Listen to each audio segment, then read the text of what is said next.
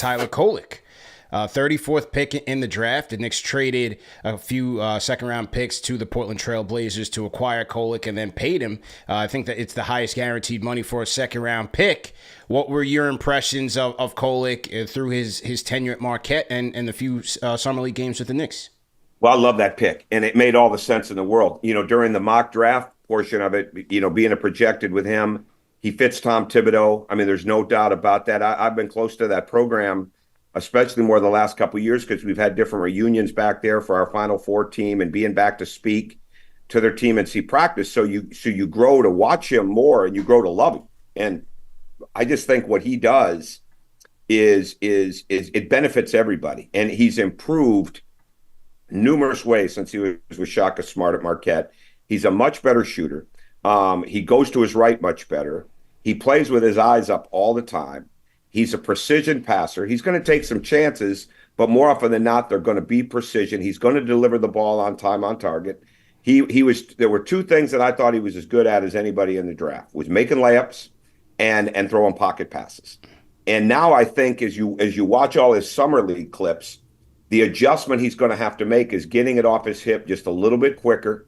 I mean, there's some guys that are just absolutely, phenomenal at how quick they get the ball up on that reach layup. Josh Giddey comes to mind on that.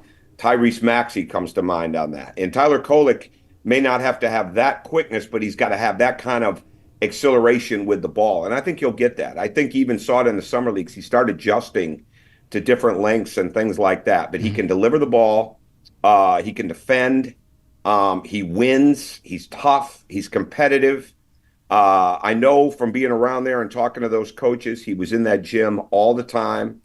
And what I like about him is that as good as he got, the NIL money came, the stature came, the Big East Player of the Year came, he never lost the humility and the hunger to want to improve.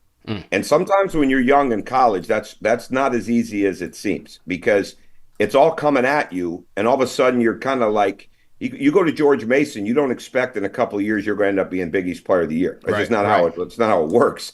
But he handled all that, and he stayed incredibly hungry, led a really good team. And I think you could tell what it was like when they didn't have him, when he got hurt late in the year. But he just makes a difference. And I think he's going to be, I thought this a year ago for sure, going back to a year and a half, he's going to play 10, 12 years easy in the NBA. How do you see, because as you said, defense could be the thing that will allow him to see a few minutes in Tibbs' rotation this year. Sure. How do you envision Tibbs working with him defensively to improve? Well, he'll get him even better with his hands. He'll get him better at anticipating the screen. And because of all the different coverages, he'll get him better even on the weak side. And I think what he'll do is he'll rely on him to talk on that weak side. And I think with the new NBA now, when you look at the way the taxes are and first apron, second apron, and things of that nature, those young guys right now, they have to play. You have to have some young guys that have to come in and play. You could say that with Pacome Dedier.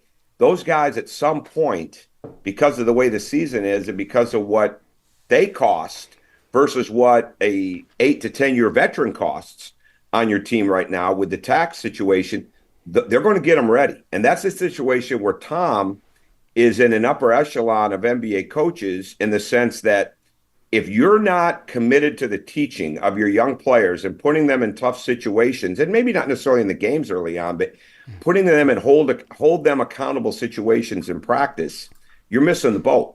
And I think the coaches that have the highest level of care about player development, and certainly in the East, Tom is at the top of the list. Eric Spoelstra is at the top of that list. I think Quinn Snyder is one of those guys. There's others, but they are. Joe Mazzulla has a chance at this because he was a development guy. So he understands the level of development. And every program develops their players.